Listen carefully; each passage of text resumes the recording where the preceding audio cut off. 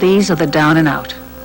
Familiar images of displaced people on our streets, far removed from our lives. Most of us feel we could never end up like this, yet some of us do. I was one of the people that thought that welfare was something that you could do without. I was working, I had a college degree, I had it made. I never thought that these times would have, befallen myself. But now I know different. It could happen to anybody at any given time. People are starving, people are having their life cut off, people are being evicted, and it will get worse before it gets better. The plight of Sydney's ever-increasing homeless population was highlighted by the opening this evening of a new drop-in centre and emergency food outlet. It's not run by the established religions, but by the Hare Krishna Society, and it's called the Food for Life Centre. Religion and charity have always gone hand in hand, but for the down and out, the druggies, and the many lost souls who make the streets of King's Cross their home, it's generally the Sydney City Mission or St Vincent de Paul to whom they turn. But the increasing numbers of people needing emergency meals has led the Krishnas to join them. Our founding spiritual master, Srila Prabhupada, he told us that around each temple for 10 miles no one should go hungry. So we opened up the Food for Life simultaneously with moving here about 5 years ago. Since emergency aid was cut on the 1st of October, the number of people queuing for food at the Hare Krishna Food for Life Centre has almost doubled. Almost 200 a night are expected by the end of the month if there's no boost in emergency aid from the state or federal governments. To help cope with demand, the Hare Krishnas tonight officially opened an extension of their dining area.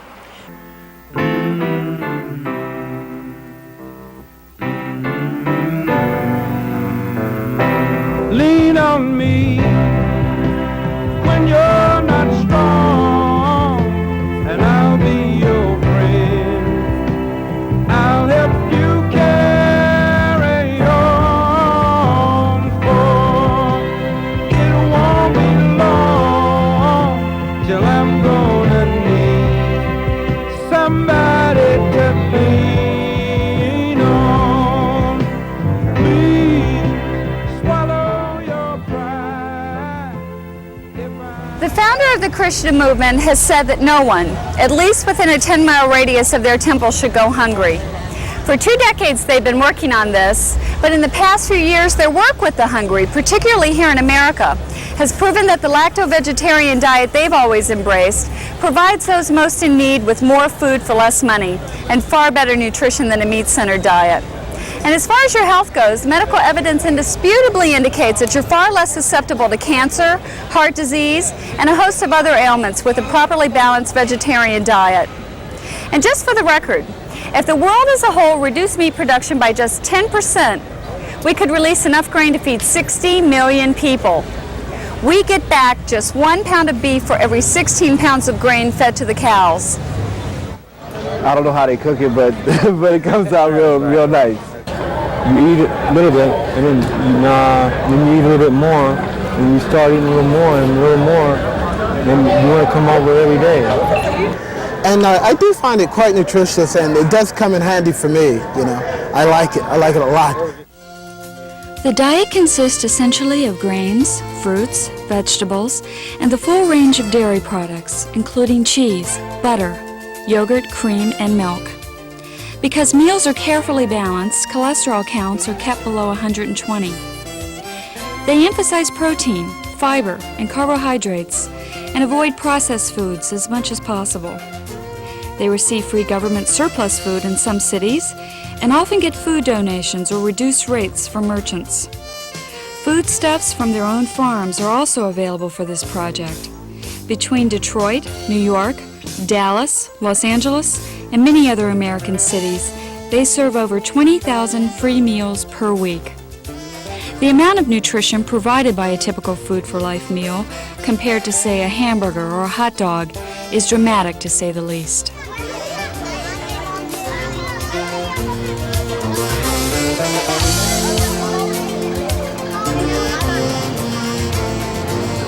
We follow the Vedic system of food preparation, a tradition found in India for thousands of years. It stresses the principle that cleanliness is next to godliness, so all of our cooks must bathe before they work, and the kitchen must be kept spotlessly clean. The Vedic tradition also includes knowledge of how to prepare, spice, and cook food to derive the maximum in taste and nutrition. And because God is the provider of the necessities of life, everything we prepare is offered as a sacrament before it is served.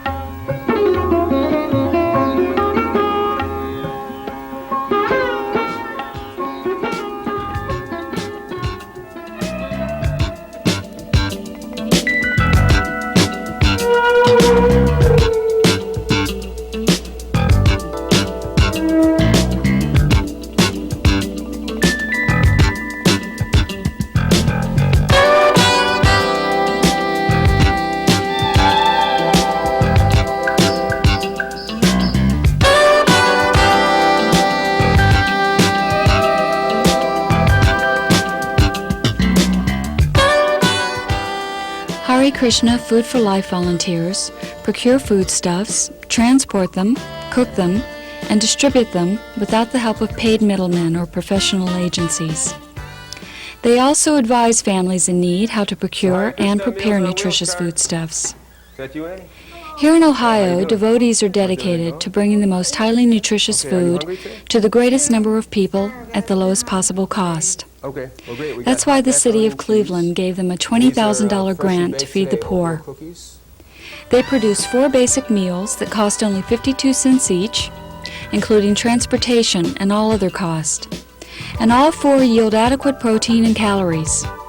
They regularly counsel people below the poverty line about nutrition, how to avoid highly processed food, too much starch, sugar, and fiberless foods, and how to obtain natural, pure foodstuffs and cook with them. Hare Krishna has been providing free meals for our office and the Southeast office for the last year. They've done an excellent job at both sites. They have served anywhere from 150 to 200 meals per day. They've reached a point now where our clients expect them to be here every day. They line up in front, waiting for them to come, and if for some reason they should be late, the clients are upset with that. But they do look forward to them being here. Our clients, for the most part, we handle a lot of general relief clients. They don't have any money. Half of them don't have food. Some of them haven't eaten in several days. And so the meals program provided by Hare Krishna is a tremendous service for our community. Now, Dallas has a new kitchen. It's run by a religious group that's offering a rather unique menu. As Channel 4's Barbara White tells us, it's totally vegetarian. Hare Krishna cooks spent most of the afternoon preparing food for their newest project. These are the makings of a typical meal that will be offered free to several hundred needy people 5 days a week. It's 100% vegetarian, a dish that combines rice, beans, and a variety of vegetables.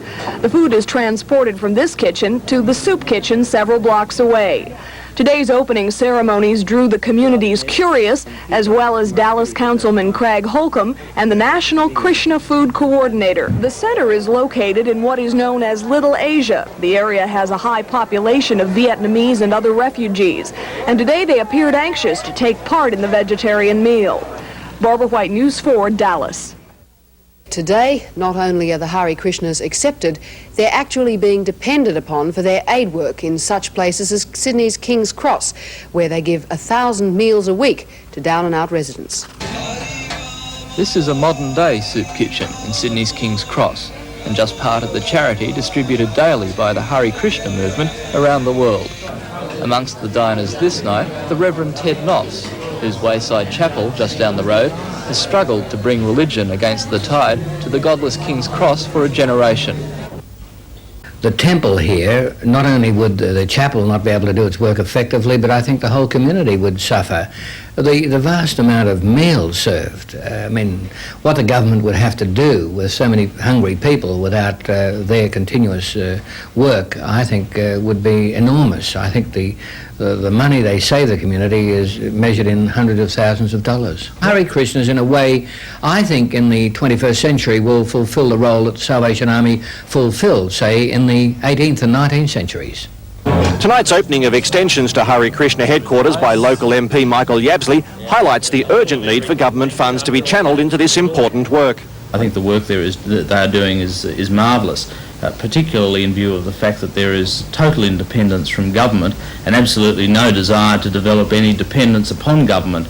And in this day and age, that's a singularly great achievement. At the same time, there's obviously a very profound spiritual element combined with that I know very little about, but I can see a very deep faith there. The centre provides as many as 160 meals a day, and demand is continually increasing. And it was Food for Life, an answer to a call from the hungry and homeless in Philadelphia today. The action cameras at the grand opening of the Hare Krishna Food for Life shelter on South Street this afternoon. The center has been sheltering up to 28 homeless people nightly since February. That with the help of funds from the Federal Emergency Management Administration. Right now the shelter is undergoing licensing proceedings, so it'll be able to accept referrals from adult services. Mayor Good was on hand to cut the ribbon today for the opening ceremony. Since the Hare Krishna Food for Life program began 18 years ago, volunteers have served over 80 million plates of free food worldwide. Every few months, Hare Krishna Food for Life establishes new bases in major American cities. As surplus food from the U.S. Department of Agriculture and occasional cash grants from city governments come forth, and local communities continue to express their gratitude, the program appears to have unlimited growth potential. Food for Life has also expanded to include activities in India, the Philippines, Africa, Peru, Bolivia, France, and many other countries. Overseas operations now supply hot, nourishing meals to tens of thousands of hungry people every month. Government support in France and India has added needed impetus to Food for Life programs in these countries. In fact, every year it is growing, and Hare Krishna Food for Life is growing with it. Lean on me when you're not strong.